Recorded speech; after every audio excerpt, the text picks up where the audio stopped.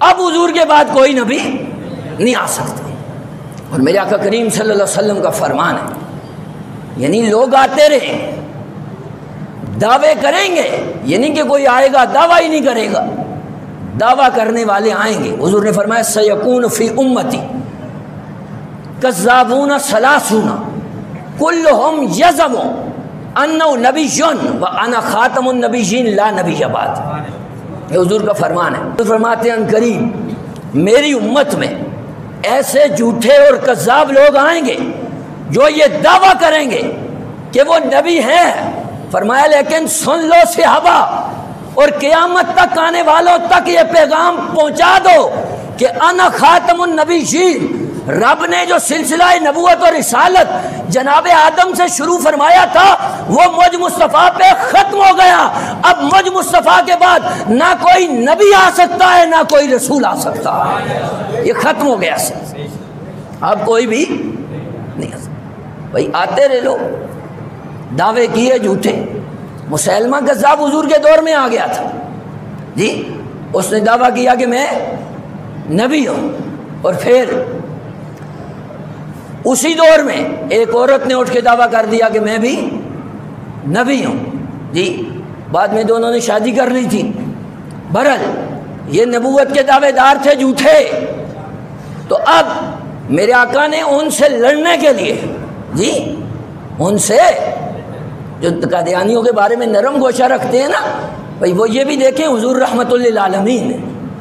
جی، تمام جہانوں کے لیے رحمت بن کے آئے، لیکن حضور نے خود لشکر ترتیب دیا مسیلمہ سے لڑنے کے لیے۔ اور ابھی لشکر مدینہ طیبہ سے نکلا ہی تھا نا، تاجدار کائنات صلی اللہ علیہ وسلم کا وصال ہو گیا۔ حضور ظاہری حیات سے پردہ فرما کے اب معاملات بالکل عجیب قسم کے ہو گئے، یعنی کچھ لوگوں نے تو زکوٰۃ کا انکار کر دیا جی، اور سازشیں اٹھ کھڑی ہوئی کہ حضور کے ظاہری حیات سے پردہ فرمانے کے ساتھ ساتھ ہی تو پتہ ہے صحابہ مشورہ دینے لگے حضرت ابوبکر صدیق رضی اللہ تعالیٰ عنہ کو۔ صحابہ کہنے لگے کہ یہ جو آپ نے لشکر رسول اللہ نے روانہ کیا ہے نا، آپ اس کو واپس بلا لیں، اس لیے کہ حالات بگڑ گئے،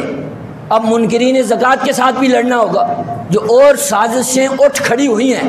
ان کو بھی دبانا ہوگا، تو آپ ایسا کریں گے اس لشکر کو واپس بلا لیں۔ تو پتہ ہے صدیق اکبر نے کیا فرمایا؟ فرمایا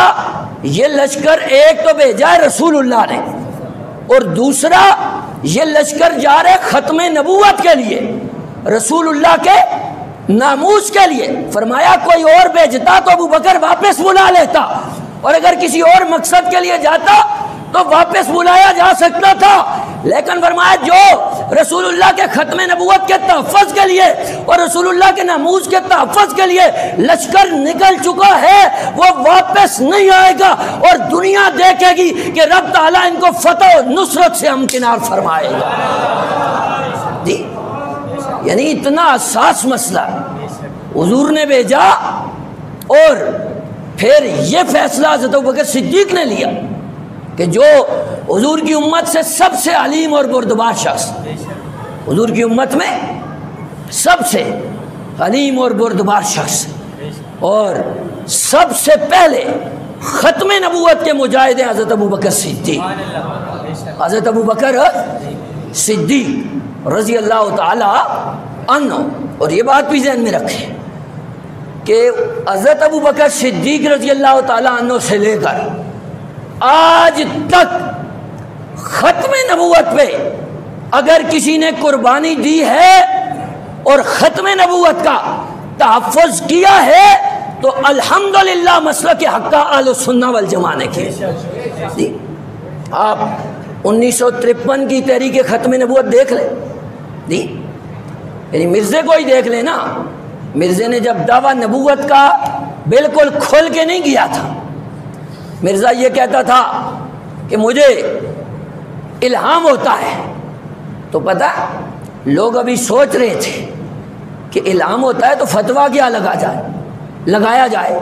کیا مسئلہ بیان ہو اب جی۔ اس وجہ سے کہ مشکل وقت میں نا مولویوں کو مسئلے بھی بھول جاتے ہیں، اور مولوی یہ دیکھنا چاہتے ہیں اس کی خدمات دیکھو، اس کی کتابیں دیکھو، اس کے شاگرد دیکھو، اس کی عمر دیکھو، لیکن بریلی کے تاجدار کو صد سلام کہ آپ کے بیٹے حجت الاسلام مولانا حامد رضا خان صاحب رحمۃ اللہ تعالی علیہ نے 1898 میں جب لوگ سوچو بچار میں تھے، کشمکش میں تھے کہ مسئلہ کیا بیان ہو، آپ نے مسئلہ بیان کر دیا، فرمایا لوگوں سنو، قادیانی کافر ہو چکا اور دارا اسلام سے خارج ہو چکا۔ جی یعنی لوگ سوچو بچار میں تھے، فتویٰ آ گیا بریلی سے۔ تو اس لیے آج میں دوسرے لوگوں کو بھی کہتا ہوں، اس وقت سے ڈرو جب بریلی سے فتویٰ آ جائے۔ بریلی والے یوں فتویٰ دیتے ہی نہیں، لیکن جب دے دیں نا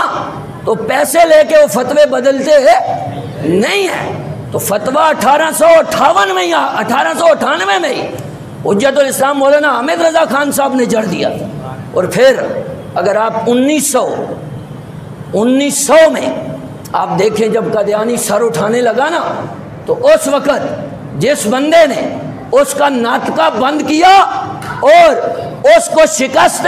فاش سے دو چار کیا، اور چشم فلک نے پھر دیکھا کہ ختم نبوت کا علم پوری دنیا میں چھا گیا، بلند ہو گیا، اور جو بندہ نکلنے والا ہے وہ قطب عالم فاتح قادیاں مجدد زمان پیر سید میر علی شاہ صاحب گولوی رحمۃ اللہ تعالی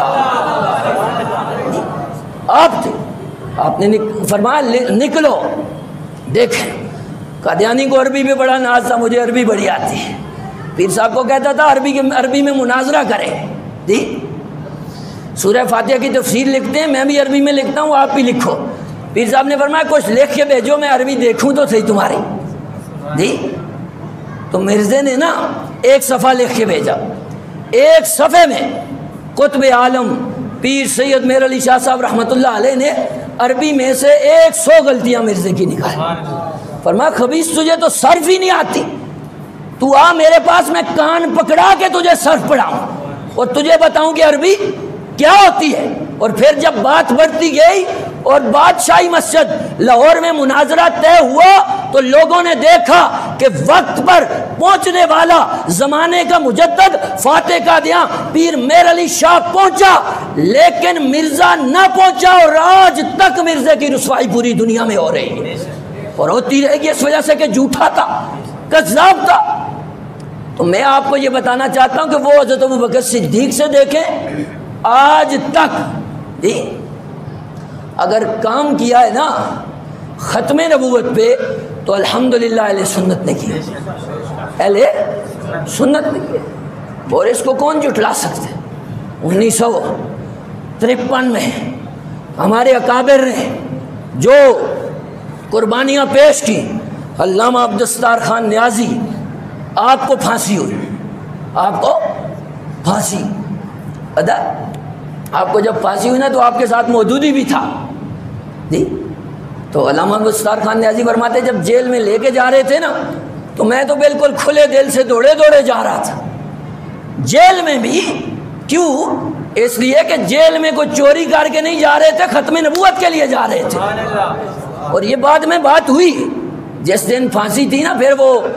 حکم کینسل ہو گیا، تو جس دن پھانسی تھی علامہ عبدالستار خان نیازی رحمۃ اللہ علیہ کو، تو پھانسی کے لیے نا آپ کو پھانسی گھاٹ کے پاس لایا گیا، تو وہ جو پھانسی جس بندے کو دی جاتی ہے اس کو جو لباس پہنایا جاتا ہے وہ لباس لایا گیا، تو علامہ عبدالستار خان نیازی جی وہ قد کاٹ کا اتنا بڑا بندہ تھا، آپ کو کوئی لباس پورا ہی نہ ہو، پورا ہی نہ ہے جی۔ وہ جو نا سپریڈنٹ تھا وہ کہنے لگا مولوی یہاں تو بڑے بڑے آگے سکڑ جاتے، اس وجہ سے کہ موت کا خوف ہوتا ہے تو بندہ تو سکڑ جاتا ہے، تم یہاں بھی آ کے اتنے موٹے ہو گئے ہو۔ تو علامہ عبدالستار خان نیازی نے فرمایا تھا اوے خبیث، لوگ آتے ہیں چوریاں کر کے،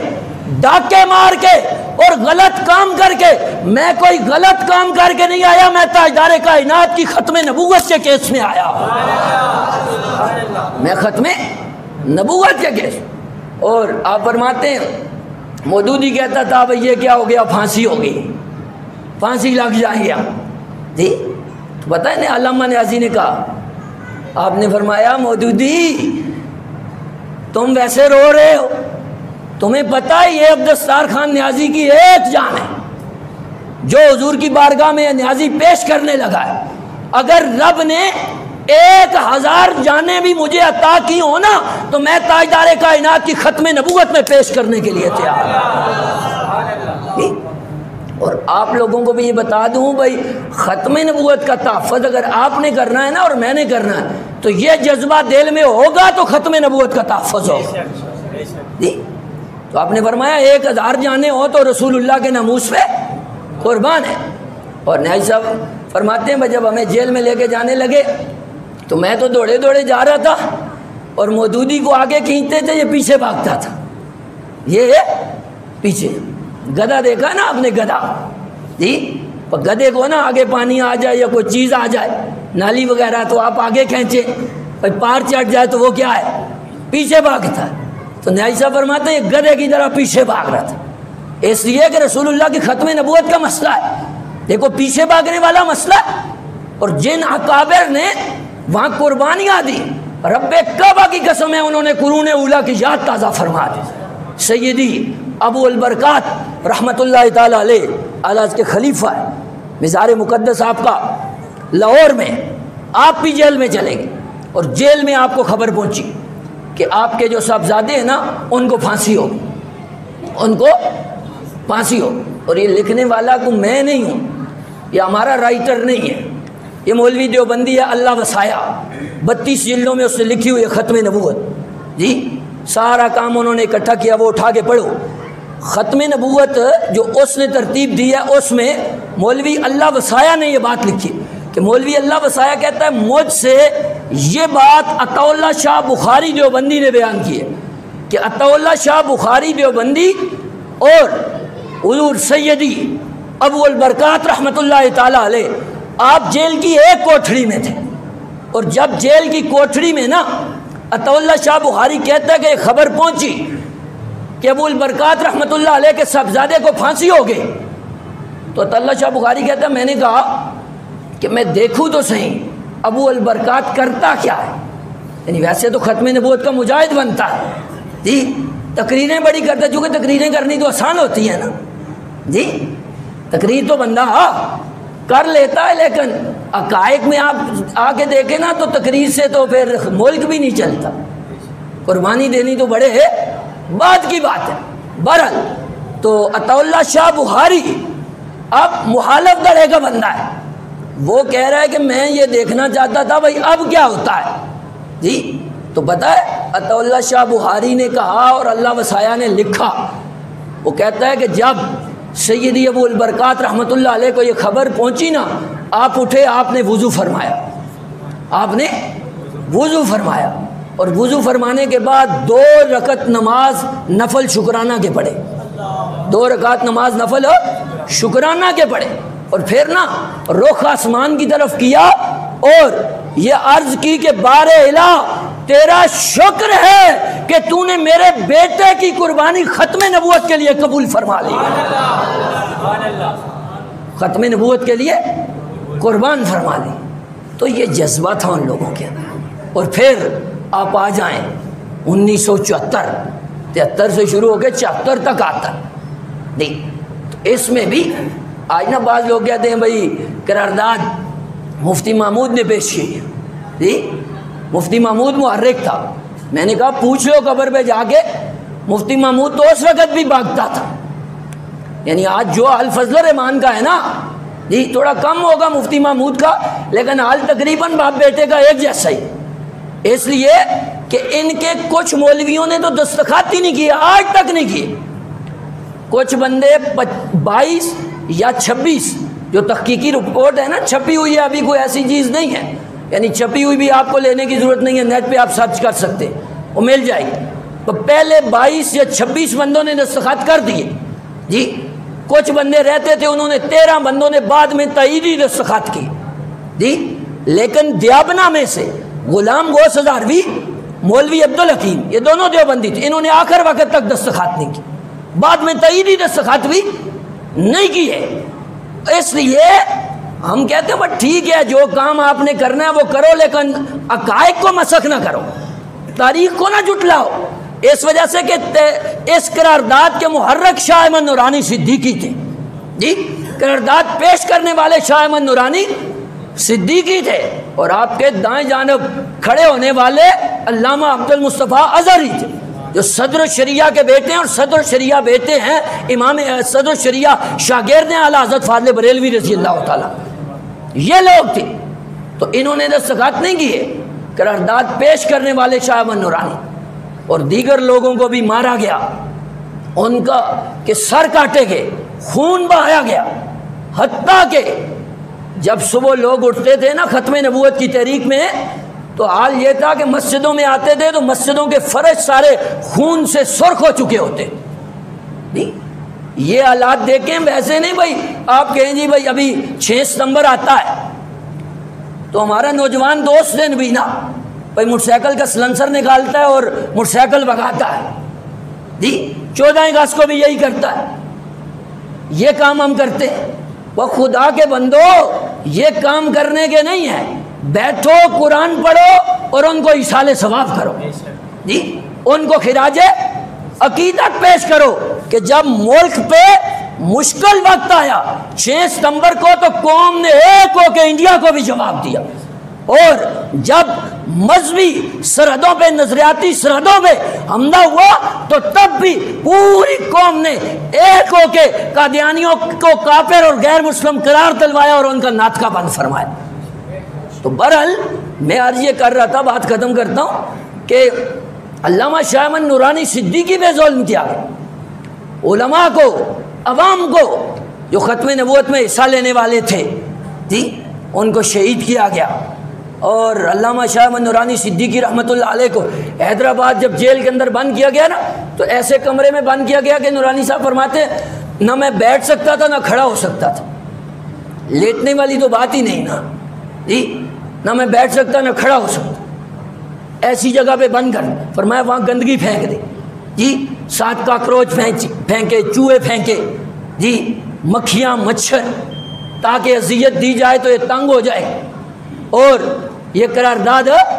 واپس لے لے گا۔ لیکن انہیں کیا پتا تھا کہ شاہ احمد نورانی نے کسی عام ماں کا دودھ نہیں پیا تھا۔ جب آپ کی والدہ تک یہ خبریں پہنچی نا تو آپ کی والدہ نے خط لکھا، فرمایا شاہ احمد مجھے پتا ہے کہ تم پہ ظلم ہو رہا ہے اور معاملہ تمہاری برداشت سے باہر ہے، لیکن یہ بات کان کھول کے سن لینا کہ اگر تم نے ختم نبوت پہ کمپرومائز کر لیا اور یہ قرارداد واپس لے لی تو قیامت کے دن میں اپنا دودھ کا جو حق ہے تمہیں معاف نہیں کروں گا۔ وہ ایسی مائیں تھی، انہوں نے اپنے بیٹوں کو دلیر کیا، اپنے بیٹوں کے ساتھ کھڑی ہوئی، اور پھر رب تعالیٰ نے یہ ستمبر ہے 7 ستمبر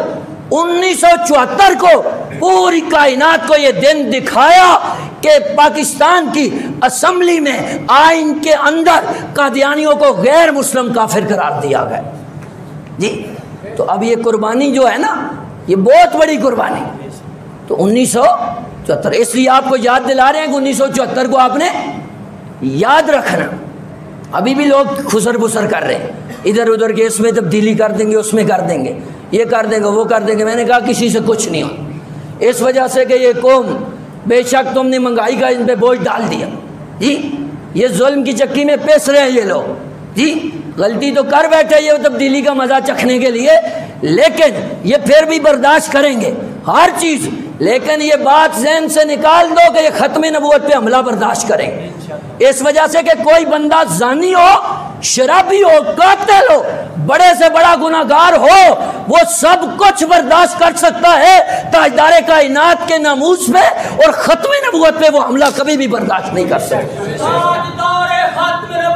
زندہ باد، زندہ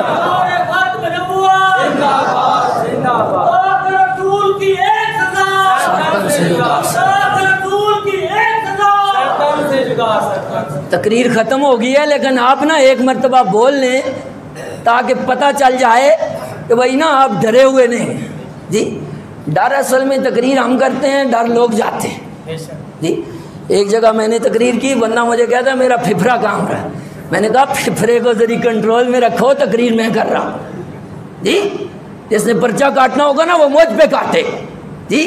تو آپ میرے لیے نہیں، اگر مجھے کسی نے دکھانے کے لیے بولنا ہے تو وہ نہ بولے جی، میرے لیے کوئی بندہ نہ بولے، وہ میری کیا حیثیت ہے،